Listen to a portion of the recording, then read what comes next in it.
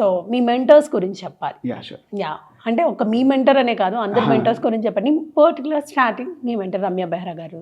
రమ్యక్క యాక్చువల్గా ఒక పెద్ద సింగర్. వీళ్ళు ముగ్గురు చాలా పెద్దవాళ్ళు. మాకు టీవీలో చూస్తూ వీళ్ళ పాటలు వింటూ పెరిగాం కదా మేమంతా.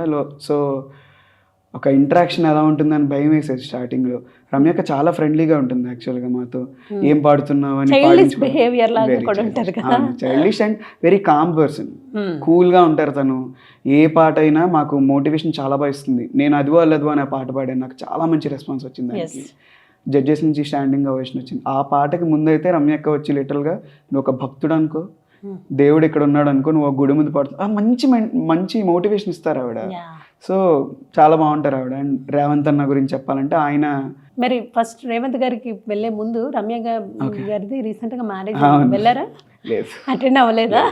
ఆవిడ కొంచెం పర్సనల్ గా చేసుకుంటారు, బాగా ప్రైవసీగా. సో ప్రైవసీగా కాబట్టి వెళ్ళలేకపోయారు. అంటే అనురాగ్ అన్న కానీ, అనురాగ్ గారు కానీ, రమ్య అక్క కానీ వాళ్ళు చాలా ప్రైవేట్గా చేసుకున్నారు. సో అది చాలా బాగా అనిపించింది నాకు. హడావిడి లేకుండా ఒక సెలబ్రిటీ సైడ్ కూడా వాళ్ళు చాలా ప్రైవసీని బాగా ఎంచుకున్నారు. నాకు అది బాగా అనిపించింది. ఓకే, నెక్స్ట్ రేవంత్ గారు. రేవంత్ అన్న మీరు అబ్జర్వ్ చేసి ఉంటే పవర్ హౌస్.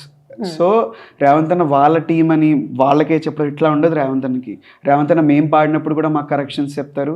మా పాటల్లో వాళ్ళు కంటెస్టెంట్స్ ఎలాగా తప్పు చేసినప్పుడు ఎలా చెప్తారో మాకు అట్లాగే చెప్తూ ఉంటారు. అది నాకు చాలా మంచి క్వాలిటీ అనిపించింది.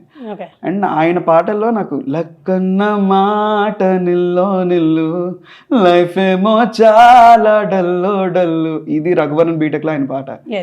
జిమ్లో రోజుకి ఒక్కసారైనా వినే పాట. నేను ఆయన్ని చూసినప్పుడు చెప్పిన ఫస్ట్ మాట ఇది. ఆ పాటని ఆయన నాకు చాలా ఇష్టం ఆ పాట నుంచి. సో బాగుంటుంది, ఒక ఏమంటాం, ఒక డ్రీమ్ కమ్ ట్రూ. అంతే కదా, వాళ్ళ పాటలు వింటూ మనం ఎంజాయ్ చేస్తూ టైం నుంచి వాళ్ళతో పాటు వర్క్ చేయడం అనేది చాలా చాలా హ్యాపీ. నెక్స్ట్ అనుదీప్ అన్న సింగర్ ప్లస్ కంపోజర్. ఆయన హనుమాన్ మూవీ పాటలు విని చాలా భలే ఉంది అనిపించిన వన్ ఆఫ్ ది ఫైనెస్ట్ మన కంపోజర్స్లో ఒకరు. ఆయన చిల్ క్యాండిడేట్ అనమాట. అసలు యాక్చువల్గా చెప్పాలంటే పంచులు పడుతూనే ఉంటాయి మాకు. స్టేజ్ మీద వాళ్ళ కంటెస్టెంట్స్ అని చూడరు, మాతో కూడా యారా అయిపోయిందా ఇట్లా ఉంటుంది అనమాట. మంచి మూడ్ ఆయన, సెన్స్ ఆఫ్ హ్యూమర్, ఒక వైబ్తో ఉంటుంది ఆయనతో. బాగుంటుంది. ముగ్గురే. నెక్స్ట్ వాయిస్ ట్రైనర్స్ నాకు శివన్న, శ్రీకాంత్ అన్న, అరుణన్నలో శివన్న, అరుణన్న నాకు చిన్నప్పటి నుంచి తెలుసు. శ్రీకాంత్ అన్న నేను ఒకే దగ్గర మ్యూజిక్ నేర్చుకున్నాం. అన్న కూడా శ్రీకాకుళమే, శ్రీకాంత్ అన్న. అందుకు మేమిద్దరం నేర్చుకుంది గణపతి శర్మ గారి దగ్గర నేర్చుకున్నాం. సో ముగ్గురు నాకు తెలిసిన వాళ్ళే. ఒక్కొక్కరు ఒక్కొక్క దాంట్లో మాకు నేర్పిస్తుంటారు. శ్రీకాంత్ అన్న ఎక్స్ప్రెషన్స్ చెప్తారు, శివన్న నోట్స్ ఎక్స్ప్రెషన్స్ అన్ని, అరుణన్న అయితే రేంజ్లో ఇక్కడ కొట్టాలి, ఇక్కడ ఇలా పాడాలి, ఇక్కడ స్టేజ్ మీద ఇట్లా యాక్టివ్గా ఉండాలి, అన్ని వాళ్ళు ముగ్గురు 3 రకాలుగా చెప్తారు మాకు. చాలా మంచి భాష దొరికారు మాకు. యాక్చువల్గా కోటి గారిది నాకు చిన్నప్పటి నుంచి మ్యూజిక్ చాలా ఇష్టం. ఎందుకంటే మీరు అబ్జర్వ్ చేసి ఉంటే ఆయన రిథమింగ్ సెన్స్ అనేది అల్టిమేట్ ఉంటుంది.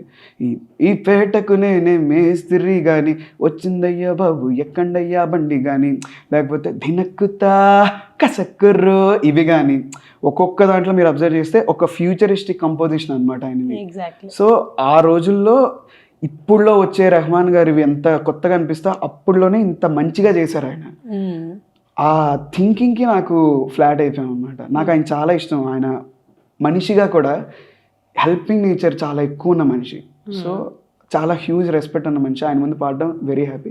శైలజమ్మ నాకు బాలు గారు అంటే ఇష్టం అని చెప్పా కదా, అమ్మ దాంట్లో కూడా ఆవిడ పలకడం కానీ, ఆవిడ మెయింటైన్ చేసుకునే ఆవిడ విధానం, వే షీ ఎక్స్ప్రెసెస్ డిగ్నిఫైడ్గా, అది చాలా ఇష్టం. శ్యామ్ గారు అయితే ఇంకా నేను చెప్పక్కర్లే. చిన్నప్పుడు నీలపూరి గాజులవో నీలవేణి నిల్చుంటే కృష్ణవేణి, ఎవరు రాసారో తెలియని రోజులు అప్పుడు మాకు. అంటే మేము కొంచెం చిన్నవాళ్ళు ఆ పాట వచ్చినప్పుడు గెంతున్న పాటలు అవన్నీ భారత్లో. ఇప్పుడు కూడా రాధిక కానీ, డీజే టిల్లు కానీ, ఇవన్నీ మేము గెంతిన పాటలు.